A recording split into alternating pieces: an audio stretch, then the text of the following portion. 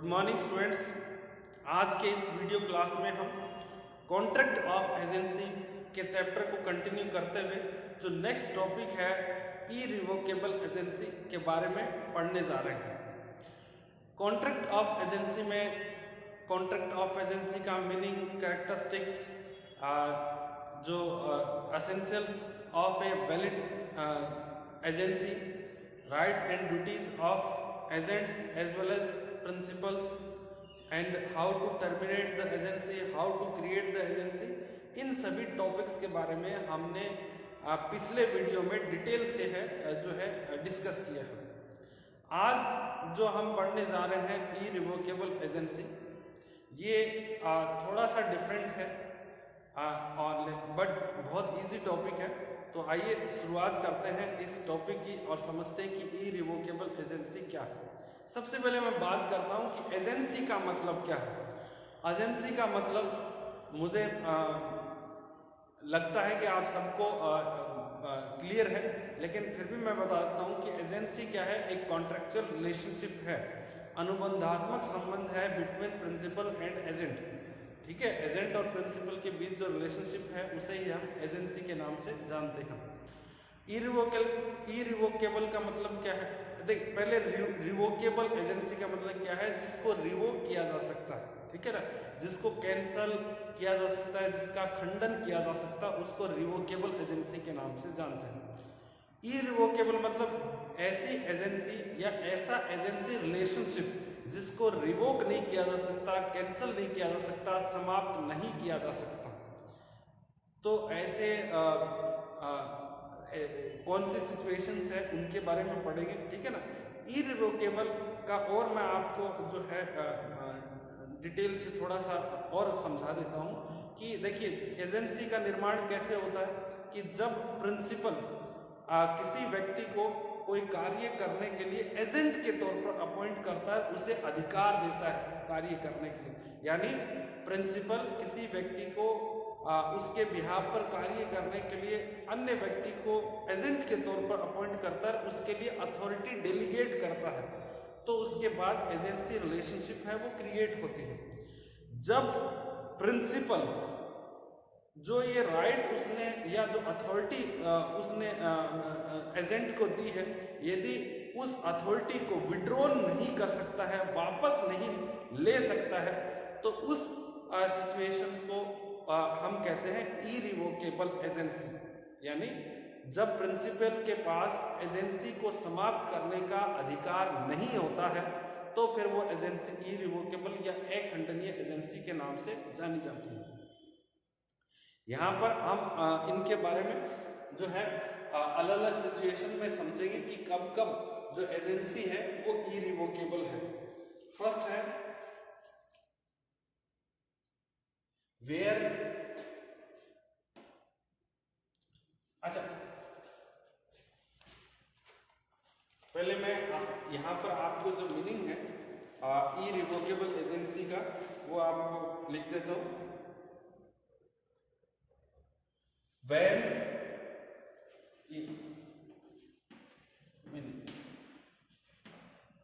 सबसे पहले meaning irrevocable agency का, when the authority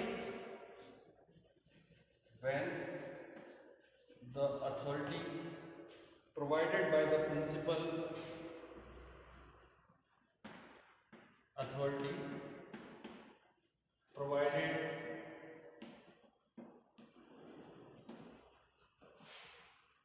by the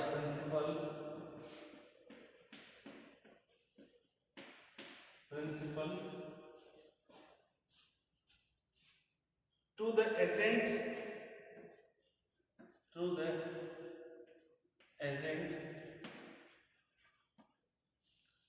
cannot be withdrawn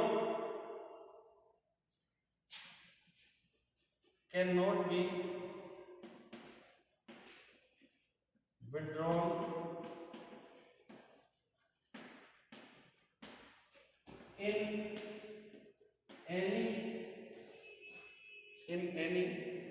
agency business,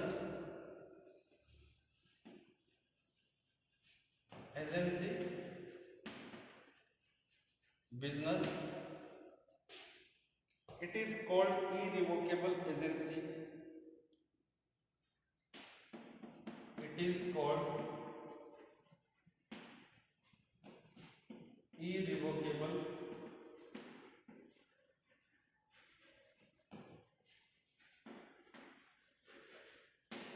अब देखिए ये जो हमने यहाँ पर मीनिंग लिखा है इरिवोकेबल एजेंसी का, वो वही मीनिंग है जो मैंने आपको अभी एक्सप्लेन किया था कि जब प्रिंसिपल ने जो पावर या अथॉरिटी एजेंट को सौंपी है एजेंसी बिजनेस को जो है परफॉर्म करने के लिए, और यदि प्रिंसिपल उस अथॉरिटी को वापस नहीं ले सकता है या विड्रॉ नहीं कर सकता है, तो उस जो एजेंसी को हम कहते हैं इरिवोकेबल एजेंसी। ठीक है ना।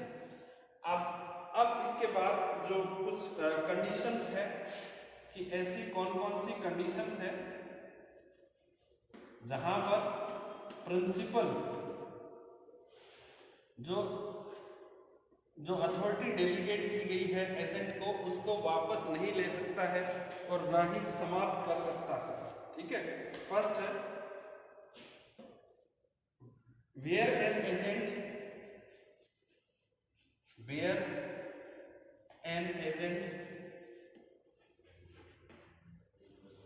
has an interest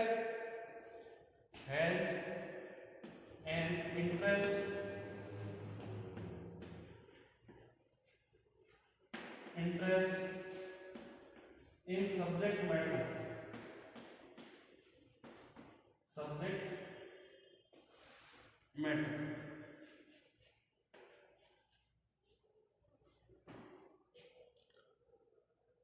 अब देखिए where an agent has an interest in subject matter, जो एजेंसी बिजनेस का सब्जेक्ट मैटर है, उस सब्जेक्ट मैटर में यदि एजेंट का कोई इंटरेस्ट है तो उस केस में जो प्रिंसिपल है एजेंट के जो अथॉरिटी है उसको रिवोक नहीं कर सकता या फिर उसको जो है विड्रॉ नहीं कर सकता। ठीक है। मैं आपको सिचुएशंस बता रहा हूं एग्जांपल के साथ। देखिए एक महिला है, ठीक है ना, महिला का नाम है सरिता, ठीक है, और एक व्यक्ति है जिसका नाम है अमन। अमन ने 5 लाख रुपए का जो लोन है वो सरिता को दिया। ठीक है ना। अमन ने 5 लाख रुपए का जो लोन है वो सरिता को दिया। ध्यान से समझना यहां पर। अब क्या हुआ कि सरिता के पास एक घर है और उस घर को बेचने के लिए सरिता क्या करती है, सरिता अमन को एजेंट अपॉइंट करती है। ठीक है ना। यहां पर देखिए जो सरिता है वो प्रिंसिपल के तौर पर और जो अमन है उसको एजेंट के तौर पर अपॉइंट करती है। और सरिता उस समय अमन को ये कहती है कि जो घर है जिसको बेचने के लिए अमन को अपॉइंट किया है, उस घर को बेचने के बाद जो पैसा प्राप्त होगा अमन को, उस पैसे को वह जो सरिता के विरुद्ध जो लोन है, ठीक है ना, या सरिता को जो अमन ने लोन दे रखा है उसमें एडजस्ट कर ले। ठीक है ना। या उस पैसे को लोन के बदले अमन अपने पास जमा कर ले। समझ में आ रही है बात। यहां पर देखिए तो उस केस में क्या होगा कि जो सरिता है वह अमन के जो अथॉरिटी दी गई है या एजेंट अपॉइंट किया गया उस एजेंसी रिलेशनशिप को रिवोक नहीं कर सकती, ना ही जो अथॉरिटी अमन को दी है उसको विड्रॉ जो है कर सकती है। ये वैसा ही है कि जैसे हमने बैंक से लोन लिया 10 लाख रुपए का, ठीक है ना, और बैंक को ये कहा कि हमारे पास एक घर है और आप उसको बेच दीजिए और बेचकर हम जो भी पैसा आए आप उससे जो हमने लोन लिया था उसको जमा कर दीजिए। तो उस केस में क्या होगा कि यदि हमने बैंक को एजेंट के तौर पर अपॉइंट किया है तो फिर हम वो एजेंसी रिलेशनशिप है विड्रॉल नहीं कर सकते, क्योंकि बैंक का इस एजेंसी रिलेशनशिप में इंटरेस्ट जुड़ा हुआ है। ठीक है ना। तो जहां पर एजेंट का एजेंसी बिजनेस में या एजेंसी बिजनेस की जो सब्जेक्ट मैटर है, विषय वस्तु, उसके अंदर कोई पर्सनल इंटरेस्ट जुड़ा हुआ है, तो उस केस में प्रिंसिपल एजेंट के अथॉरिटी को विड्रॉन नहीं कर सकता, एजेंसी रिलेशनशिप को रिवोक नहीं कर सकता। ओके, नेक्स्ट जो सिचुएशन है,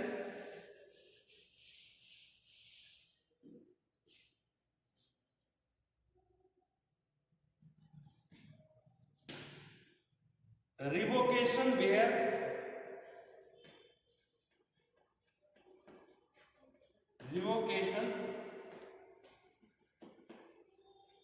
where authority has been partly exercised, authority has been partly exercised,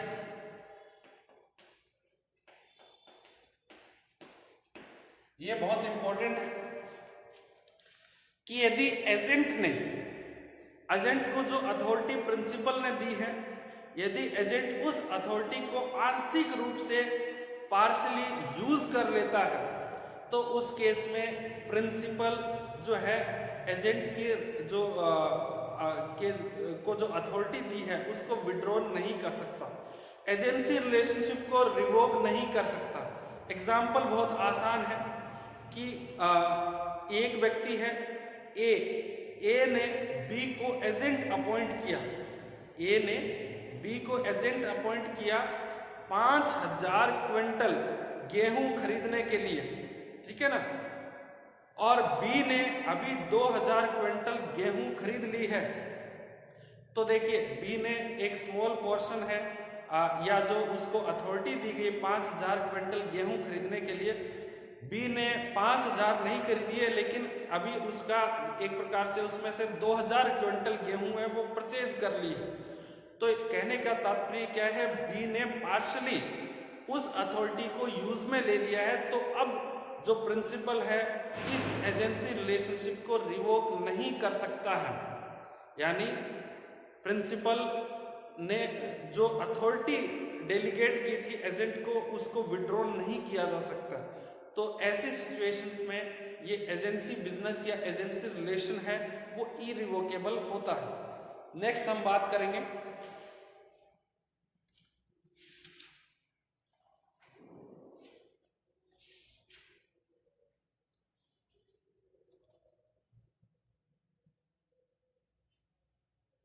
when the agent has personally become liable,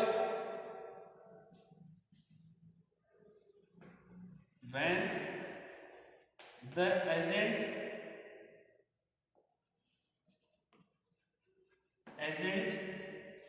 has personally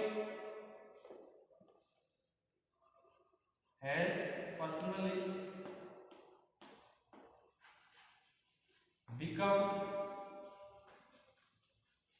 liable,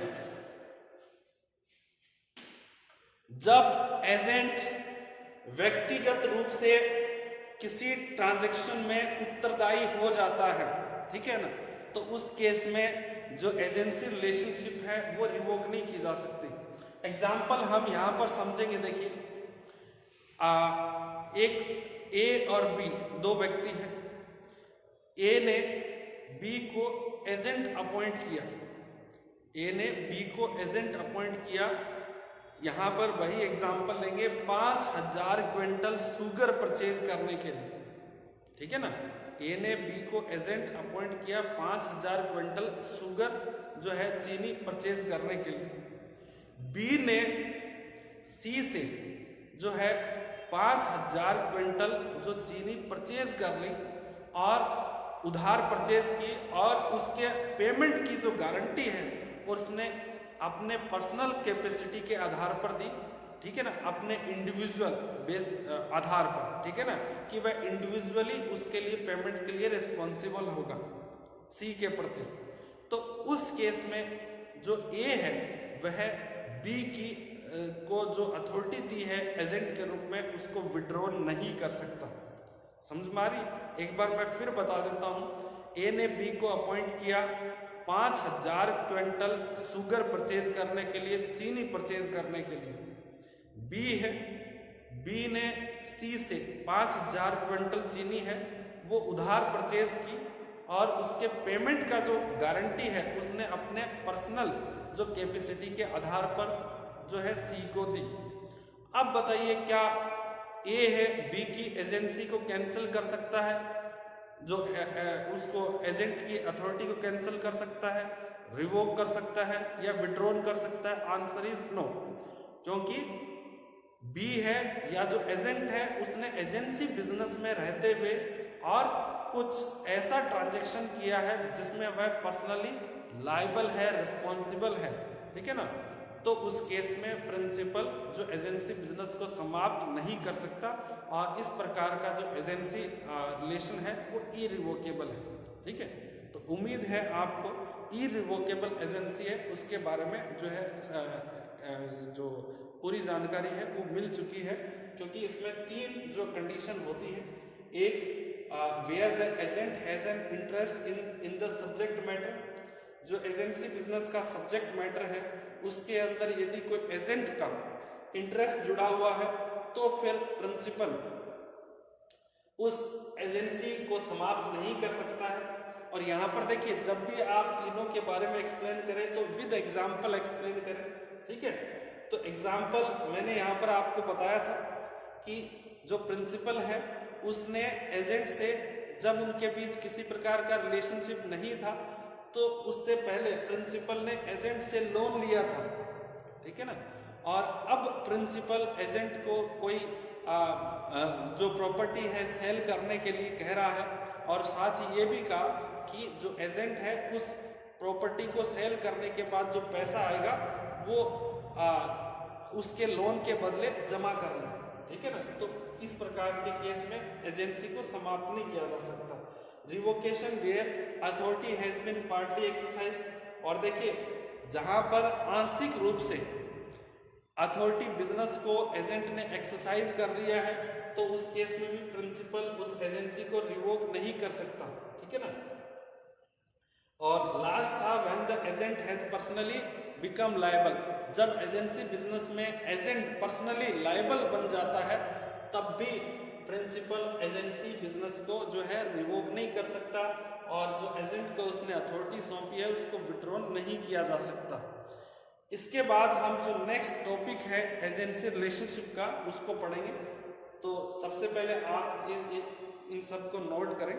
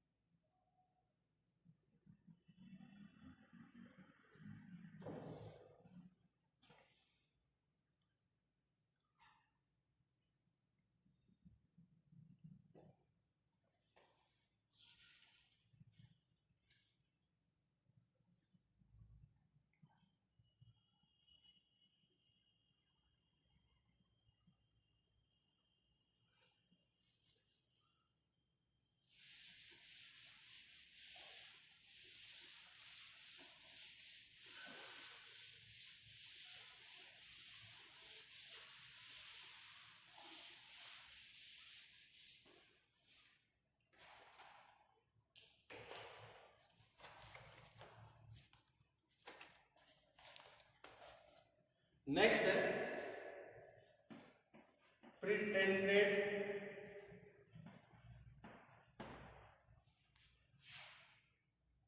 agent,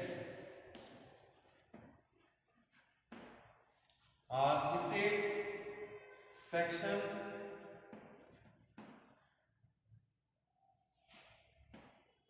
235 236 में इसे डिफाइन किया गया है।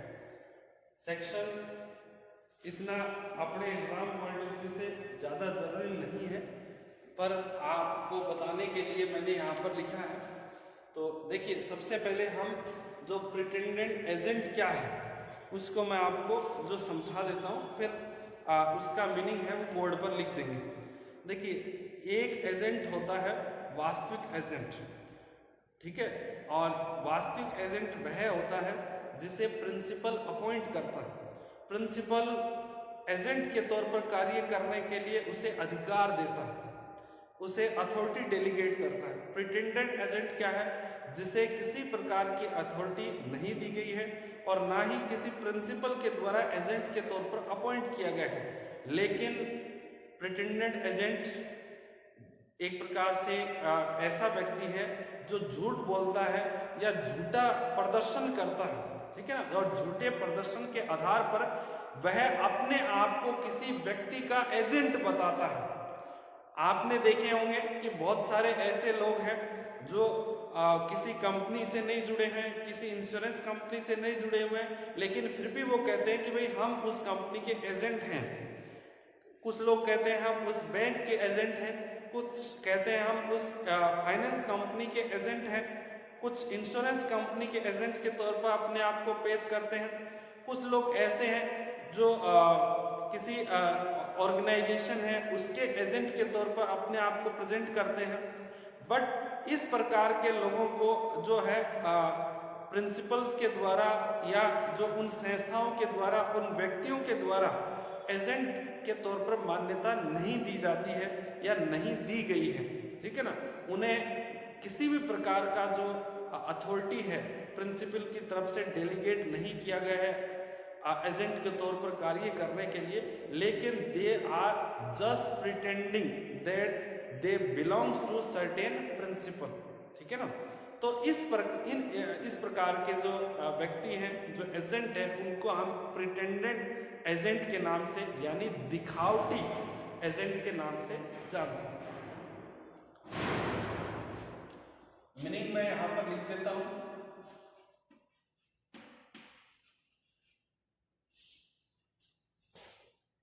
A person untruly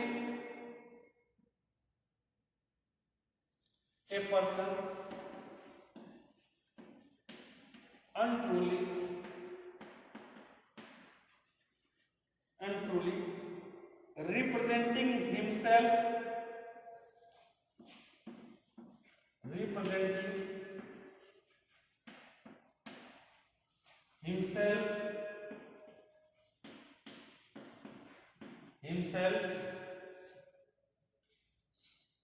to be the authorized agent of another person,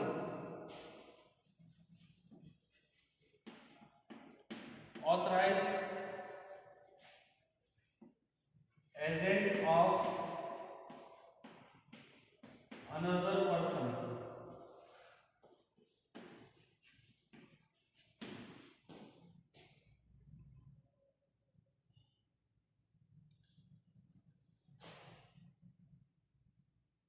but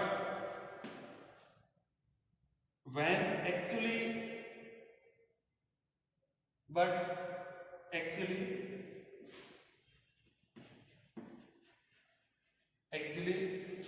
he is not his agent, ठीक है ना। अब आप ध्यान से इसको पढ़ें और उसके बाद जो मैंने आपको इसके बारे में बताया है उससे रिलेट करें, ठीक है, कि जो प्रिटेंडेंट एजेंट है या दिखावटी एजेंट है वो हम किसे कहते हैं। ए पर्सन अनट्रूली, ठीक है, झूठे तौर पर रिप्रेजेंटिंग हिमसेल्फ, अपने आप को प्रदर्शित कर रहा है कि to be the authorised agent of another, कि वह किसी व्यक्ति का एजेंट है, अधिकृत एजेंट, ठीक है, but actually he is not his agent, but परंतु वह उस व्यक्ति का एजेंट नहीं है, ठीक है ना। तो इस प्रकार के व्यक्ति को हम प्रिटेंडेंट एजेंट कहते हैं। अब यहाँ पर हम देखिए जो प्रिटेंडेंट एजेंट है उसका लीगल पोजीशन क्या है, तो उसके बारे में पढ़ेंगे। लीगल पोजीशन यानी उसका लायबिलिटी क्या होगा, यदि वह प्रिटेंडेड एजेंट है, फर्स्ट है liability,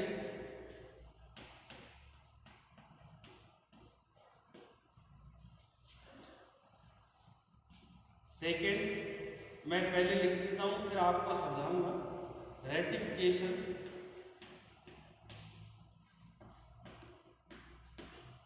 third fulfilment,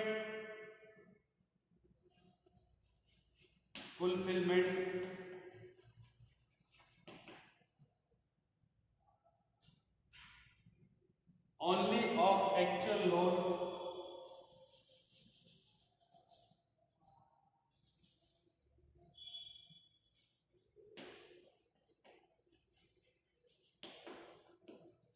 only of actual loss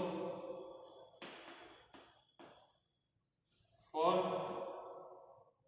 cannot demand performance, cannot demand performance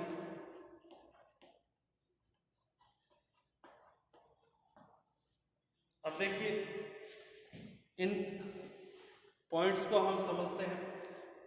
यदि कोई व्यक्ति एक प्रकार से ऑथराइज्ड एजेंट नहीं है, but such person are representing as a authorised agent और actually he is a pretendant agent, ठीक है, एक दिखावटी एजेंट है, तो दिखावटी एजेंट का लायबिलिटी क्या होगा?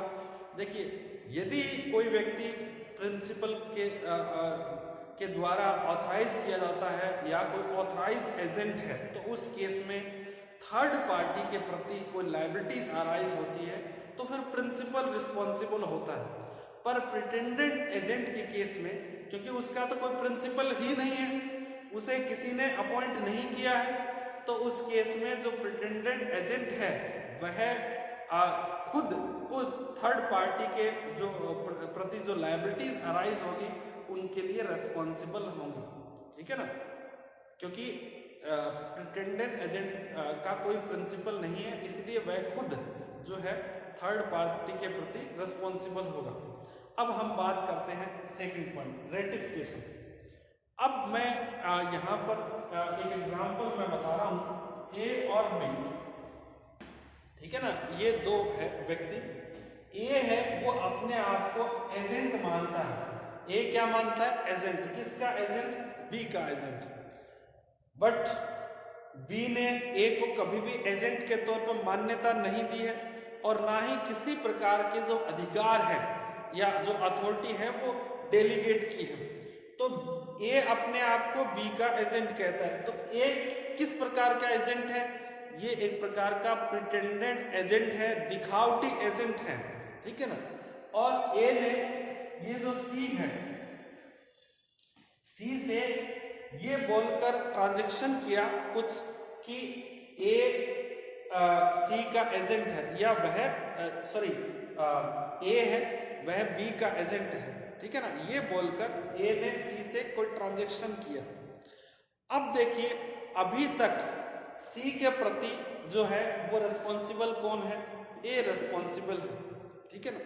बट ए अपने आप को बी का एजेंट बता रहा है। यदि बी ए को अपना एजेंट मान लेता है, यदि बी ए को अपना एजेंट मान लेता है, यानी ए ने जो ट्रांजैक्शन किया है अपने आप को बी का एजेंट बताकर सी के साथ, ठीक है ना, उस ट्रांजैक्शन को यदि अप्रूवल दे देता है, कंफर्मेशन दे देता है, एक्सेप्टेंस दे देता है बी, ठीक है ना, रेटिफाई कर देता है, तो उस केस में क्या होगा?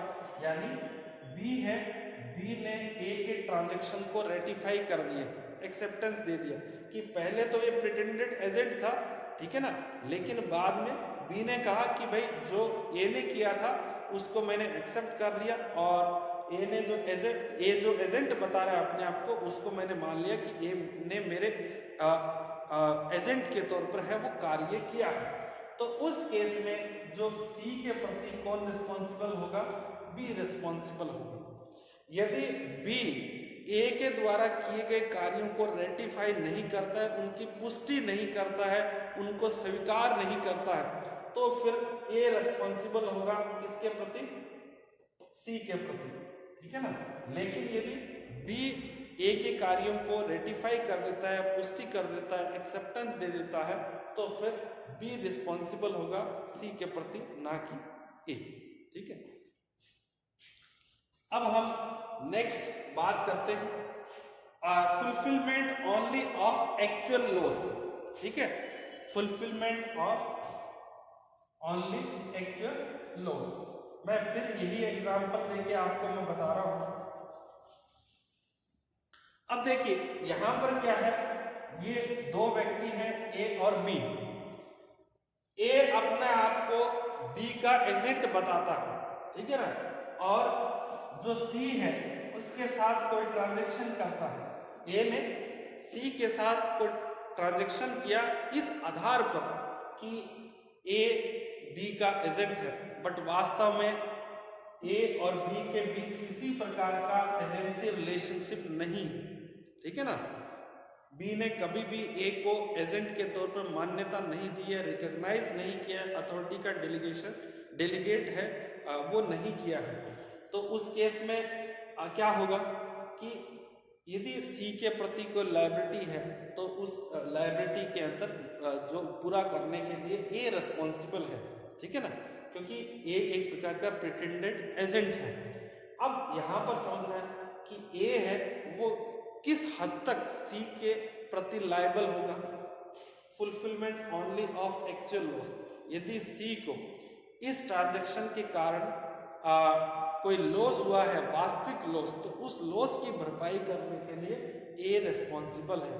इसके अलावा किसी प्रकार का एडिशनल कंपनसेशन जो है ए की तरफ से बी को नहीं दिया जाएगा, केवल जो भी एक्चुअल में लॉस सस्टेन किया है सी ने, उस लॉस को है ए कंपनसेट करेगा। नेक्स्ट हम बात करते हैं can not demand performance. Can not demand performance. अब फिर मैं इसी एग्जाम्पल को वापस बता रहा हूं कि ए है, ए कोई ट्रांजैक्शन करता है, ठीक है ना, और ये ट्रांजैक्शन ये बोलकर करता है कि ए बी का एजेंट है। वास्तव में ए और बी दोनों उनके बीच कोई एजेंसी रिलेशनशिप नहीं है और ना ही बी ने ए को एजेंट अपॉइंट किया है, बट ए तो ये बोलकर कह रहा है कि वह बी का एजेंट है और उसने सी के साथ एक ट्रांजैक्शन किया, ठीक है, ये बोलकर कि ये जो ए है वो बी का एजेंट है, या जो ट्रांजैक्शन है वो एजेंसी रिलेशनशिप में किया जा रहा है, ठीक है ना, बी के बिहाफ पर, ठीक है ना। तो उस केस में क्या होगा, देखिए अब जो सी है वह परफॉर्मेंस की डिमांड कर सकता है, ठीक है ना, जो भी ट्रांजैक्शन किया है, कॉन्ट्रैक्ट किया है ए ने सी के साथ, तो सी किससे डिमांड कर सकता है, ए से, ठीक है ना, क्योंकि ए पर्सनली लायबल है, बट ए है वो सी से जो परफॉर्मेंस की डिमांड नहीं कर सकता है, ठीक है ना। कैन नॉट डिमांड परफॉर्मेंस, ठीक है ना, क्योंकि ए के पास ये राइट नहीं है, ए तो अपने आप को सिर्फ एजेंट बता रहा है, ठीक है ना। यदि बी ए के ट्रांजैक्शन को एक्सेप्ट कर लेता है, रेटिफाई कर लेता है, तो फिर बी है वो सी से परफॉर्मेंस की डिमांड कर सकता है। तो इस प्रकार से ये प्रिटेंडेड एजेंट है। प्रिटेंडेड एजेंट हम उसे कहते हैं जो किसी भी व्यक्ति के द्वारा ऑथराइज नहीं किया जाता है, वास्तव में वो कोई एजेंट नहीं है, बट अपने आप को इस तरीके से प्रेजेंट कर रहा है कि ही और सी बिलोंगिंग्स टू समवन एल्स, ठीक है, और सम प्रिंसिपल, ठीक है ना। तो इस प्रकार से ये प्रिटेंडेड एजेंट का जो टॉपिक है वह भी हमारा कंप्लीट हो गया। तो आज के लिए इतना ही। Thank you so much.